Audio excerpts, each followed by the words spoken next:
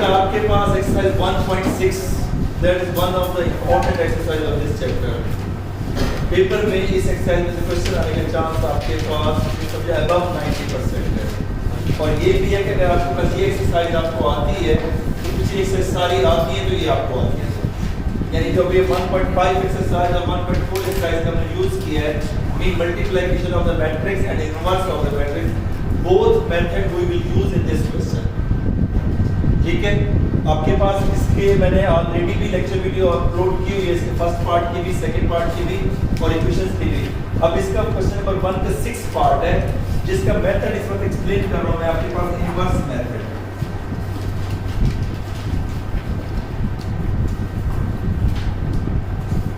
Inverse method, ठीक है, दो मेथड है इस एक्सरसाइज, एक क्रैमर रूल, दूसरा इनवर्स मेथड।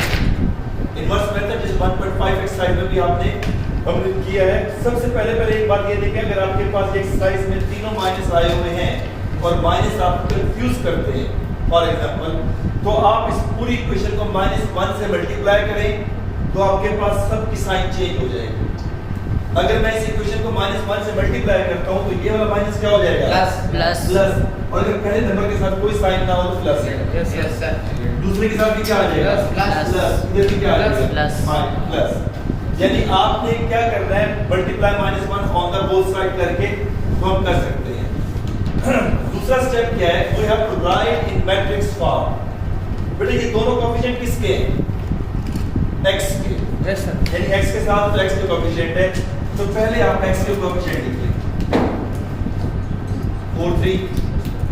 ठीक, ये दोनों आपके पास y है, यहाँ पे y के साथ कुछ नहीं लिखा हुआ, दो नंबर इज रिटन हियर, तो इसका कोएफिशिएंट क्या होगा? 1। क्यों, कितने y है ये? 1। तो यहाँ पे 1 and we will write in matrix. Clear? Yes sir. Variable जो यूज हो रहे हैं x और y को इस तरह से लिखना है कि पहला वेरिएबल x है तो इधर x लिखेंगे और इधर y। ठीक, उसकी वजह ये है कि अगर दोबारा इक्वेशन में रिवर्स जाना चाहें तो दोनों मैट्रिक्स आपस में क्या हो रहे हैं? Multiply.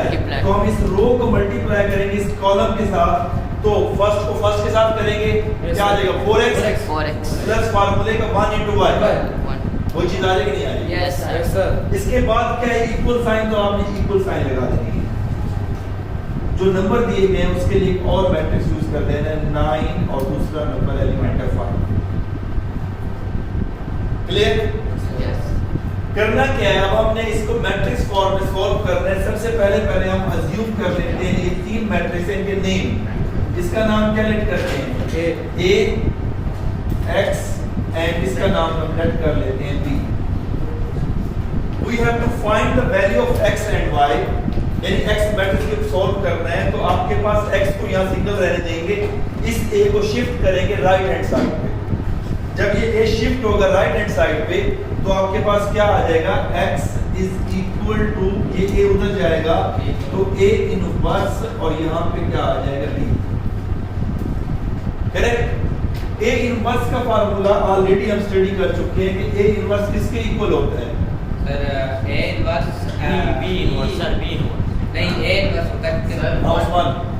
Sir A inverse sir कहते होता है, फार्मूला क्या है इसका? Sir 1 over determinant and 1 over determinant of A is equal to adjacent of it। सबसे पहले इसका मतलब क्या हुआ, हमें निकालना पड़ेगा डिटरमिनेंट। ठीक, यस सर। डिटरमिनेंट के लिए साइन यूज करते हैं स्पेशली हम, और A का डिटरमिनेंट निकालना है 4 1 और 3 1 हमें लिखते हैं। Clear?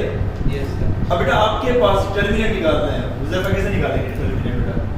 Sir diagonally multiply. Diagonal, कौन से डायगोनल किससे मल्टीप्लाई करेंगे? 4 into 1 4 into 1 mean this primary diagonal या main diagonal Minus, sir, minus then 3 multiply by 1 good।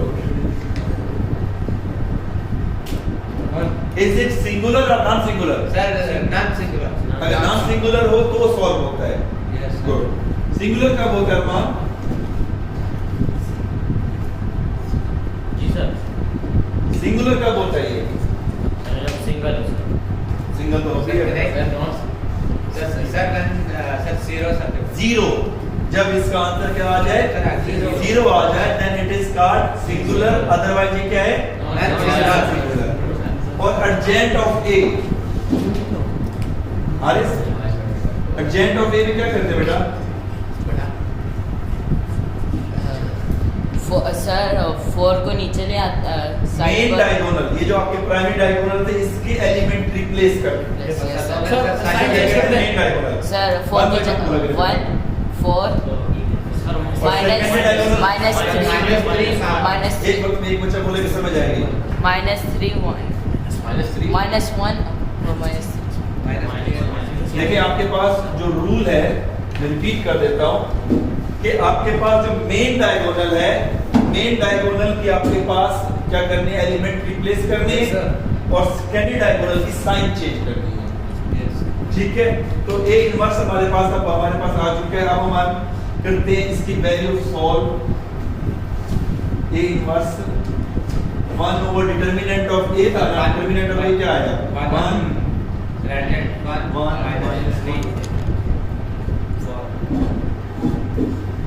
लेकिन हमें जो वैल्यू फाइंड करनी है मेन वो है x। यस अब हम फ्रॉम इक्वेशन 1 लिखेंगे और यहाँ इक्वेशन नंबर 1 की वैल्यू पुट करेंगे। फ्रॉम इक्वेशन 1, इक्वेशन 1 के अंदर था x a इनवर्स की वैल्यू क्या आई? 1 ओवर 1। 1 ओवर 1 आपके पास 1 के बराबर ही होता है। अगर आप नहीं भी लिखेंगे तब भी चलेगा, लेकिन अभी आपके पास 1 ओवर 1 लिख रहा हूं ताकि आपके पास समझ आ सके। 1 माइनस 1 माइनस 3 4।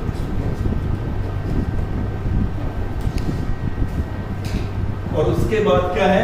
फार्मूले के मुताबिक यहाँ पे b और b मैट्रिक्स की वैल्यू क्या है? 95।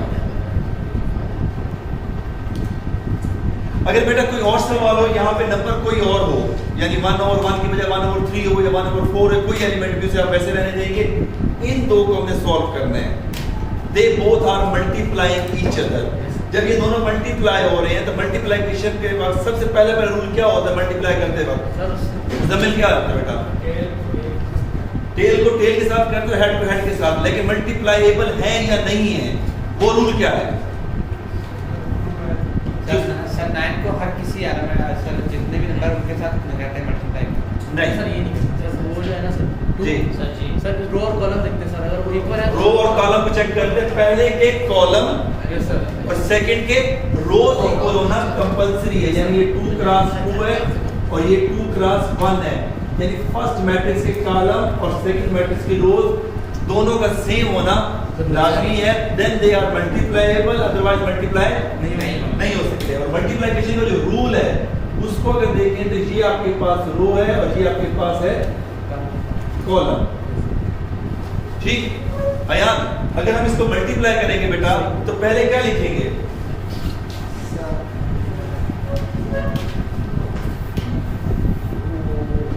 देखो इस रो को इस कॉलम से मल्टीप्लाई करना है तो किस तरह से करते हैं बेटा?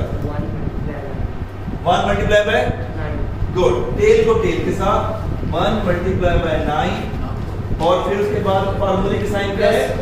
प्लस।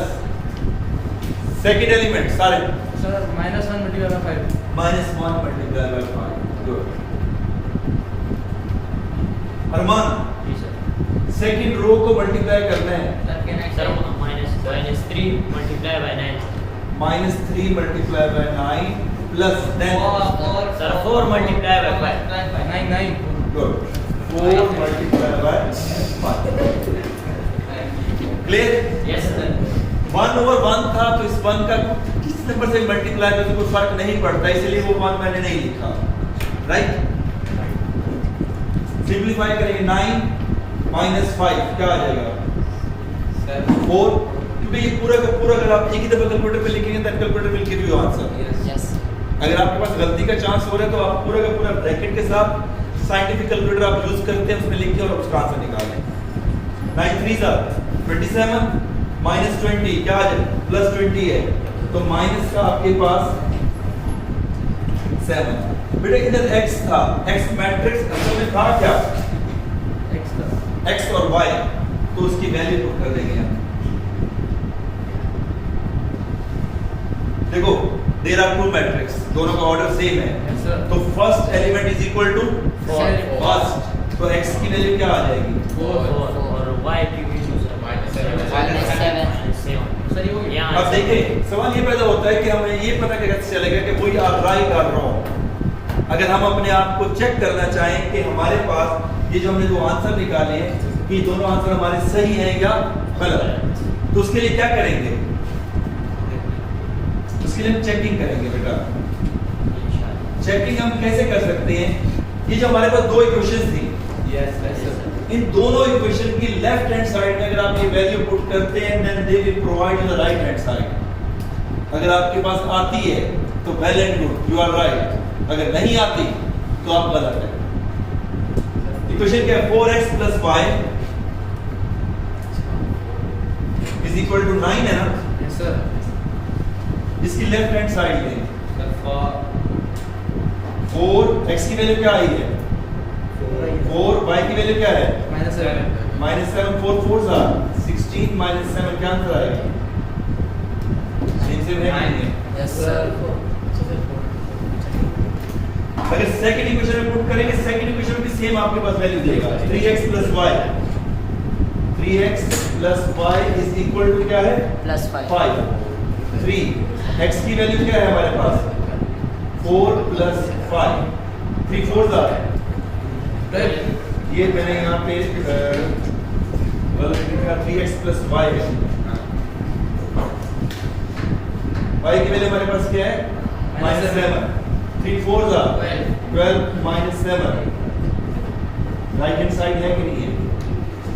अगर आपके पास दोनों इक्वेशन की राइट हैंड साइड आपको मिल रही है वो वैल्यूज पुट करने पे then it means that your answer is correct. अगर दोनों की वैल्यू सही नहीं आ रही, राइट हैंड साइड नहीं आ रही, तो इसका मतलब क्या होगा? जो हमने वैल्यूज निकाली है वो क्या है? गलत है। समझ आई बात कि नहीं आई? अगर सर गलत निकले सर फिर इस केस में हम क्या करेंगे? Then you have to check again.